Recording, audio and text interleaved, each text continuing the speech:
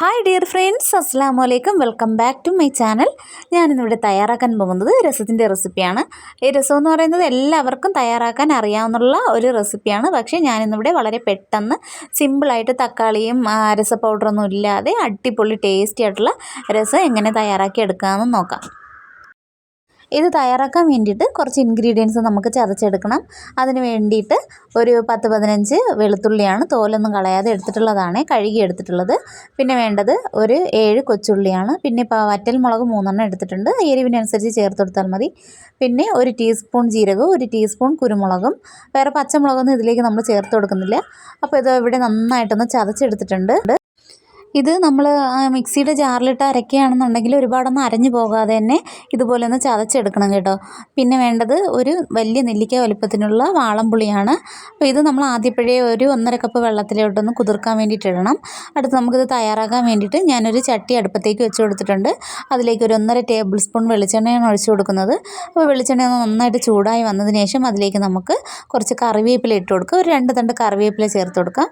ഇനി ഇതിലേക്ക് നമ്മൾ നേരത്തെ ചതച്ച് വെച്ചിരിക്കുന്ന വെളുത്തുള്ളിയുടെയും ഉള്ളിയുടെയൊക്കെ കൂട്ടിട്ട് കൊടുത്തിട്ട് നന്നായിട്ടൊന്ന് മിക്സ് ചെയ്തെടുക്കാം. അപ്പോൾ ഇതിൻ്റെ പച്ച മണമൊക്കെ മാറുന്നത് വരെ നമുക്ക് നന്നായിട്ട് ഇതൊന്ന് വഴറ്റി കൊടുക്കാവേ. രസം എന്ന് പറയുന്നത് നമ്മൾ വിചാരിക്കും വളരെ സിമ്പിളായിട്ട് നമുക്ക് വെച്ചെടുക്കാൻ പറ്റിയ ഒന്നാണ്. പക്ഷേ അത് നമ്മൾ തയ്യാറാക്കുമ്പോൾ അതിൻ്റെ കറക്റ്റ് ആ ഒരു രീതിയിൽ വെച്ചാലേ ആ രസം നല്ല ടേസ്റ്റായിട്ട് കിട്ടത്തുള്ളൂ. അപ്പോൾ അതിന് കറക്റ്റ് ഒരു പാകമുണ്ട് അത് തിളപ്പിച്ചെടുക്കുന്നതിലൊക്കെ. അപ്പോൾ നമുക്കിതൊന്ന് നന്നായിട്ടൊന്ന് മൂപ്പിച്ചെടുക്കാം. അതിൻ്റെ ആ ഒരു പച്ച മണമൊക്കെ മാറുന്നത് വരെ നന്നായിട്ടൊന്ന് വഴറ്റി കൊടുക്കാം. ഞാനിവിടെ തക്കാളിയൊന്നും ചേർക്കുന്നില്ല, അല്ലാതെ വളരെ സിമ്പിളായിട്ടുള്ള ഒരു രസമാണ് ഇവിടെ തയ്യാറാക്കി എടുക്കുന്നത്. അപ്പോൾ അതിൻ്റെ പച്ച മണമൊക്കെ മാറി വന്നിട്ടുണ്ട്. ഇനി ഇതിലേക്ക് നമ്മൾ നേരത്തെ കുതിർക്കാൻ വെച്ചിട്ടുള്ള ആ പുളി ഉണ്ടല്ലോ, അത് നന്നായിട്ടൊന്ന് പിഴിഞ്ഞെടുത്തിട്ടുള്ള വെള്ളമാണ്, അതും കൂടി നമുക്കിതിലേക്ക് ചേർത്ത് കൊടുത്തിട്ട് പാകത്തിനുള്ള ഒരു ഉപ്പും കൂടി ഇട്ട് കൊടുക്കാം. പിന്നെ വേണ്ടത് ഒരു 1/4 ടീസ്പൂൺ മഞ്ഞൾപ്പൊടിയാണ്. മഞ്ഞൾപ്പൊടി ആ കളറിന് വേണ്ടിയിട്ട് ചേർത്ത് കൊടുത്താൽ മതി, ഇല്ലെങ്കിലും കുഴപ്പമില്ല.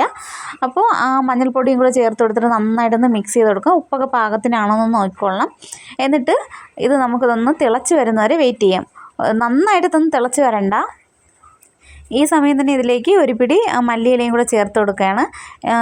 ഈ രസം ഉണ്ടല്ലോ നന്നായിട്ടൊന്ന് തിളച്ച് വരികയാണെങ്കിൽ അതിൻ്റെ ടേസ്റ്റ് മാറിപ്പോവും.